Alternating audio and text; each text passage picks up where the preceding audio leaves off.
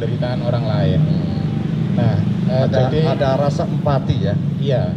Jadi begini Pak, dalam teori psikologi ya yang digagas oleh oleh Abraham Maslow, ya seorang teoritikus Amerika, itu tetangganya Pak Basri dulu.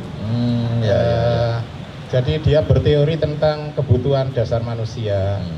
Yang paling bawah itu adalah kebutuhan material, kebutuhan biologis, dan yang paling tinggi itu adalah aktualisasi diri.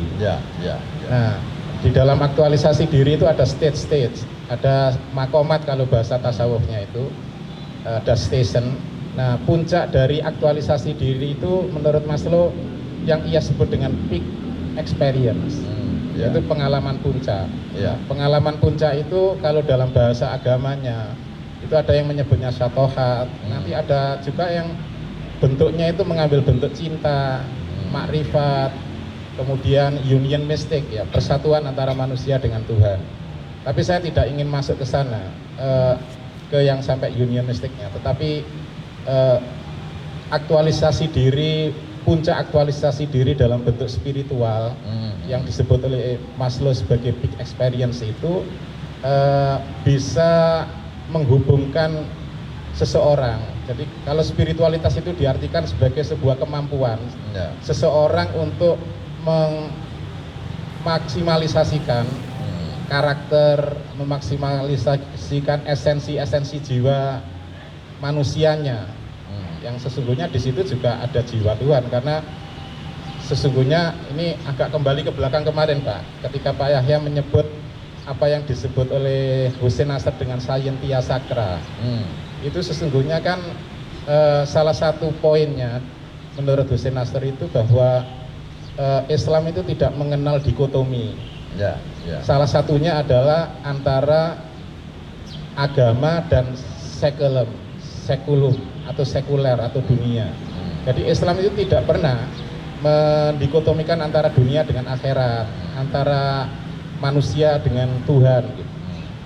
Justru Islam itu mengharmoniskan itu, karena untuk yang pertama tadi tentang agama dan dunia dengan sekuler itu Pak, tidak ada menurut Islam itu yang benar-benar duniawi, tidak ada.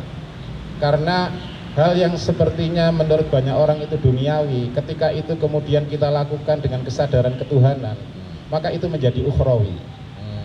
Sehingga konsep sekularisme sebenarnya kenapa kemudian sekularisme itu tidak bisa berkembang di dunia Islam? Ya Turki mencoba bereksperimen dengan sekularisme itu tetapi gagal. Karena memang pandangan dasar Islam tidak pernah memisahkan antara dunia dengan akhirat. Bahkan dunia ini menjadi jembatan, jadi bridging. Ad-dunya masru'atul akhirah, kan begitu. Bahwa dunia itu adalah jembatan menuju akhirat. Apa yang kita perbuat hari ini itu akan kita dapatkan nanti di akhirat.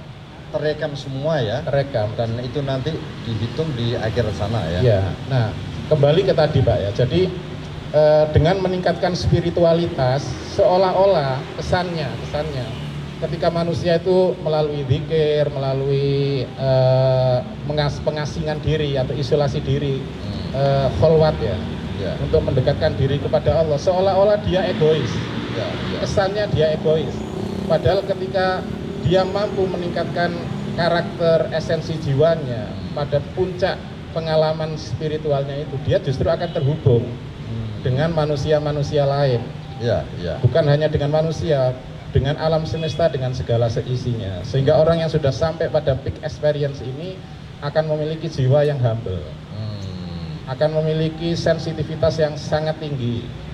Justru ketika seseorang itu memiliki kedekatan dengan, kalau bahasa ilmiahnya, karena memang ilmu di barat itu sudah mencoba membawa kepada dimensinya yang bersifat material, sehingga Tuhan itu lalu diturunkan pada level kesadaran.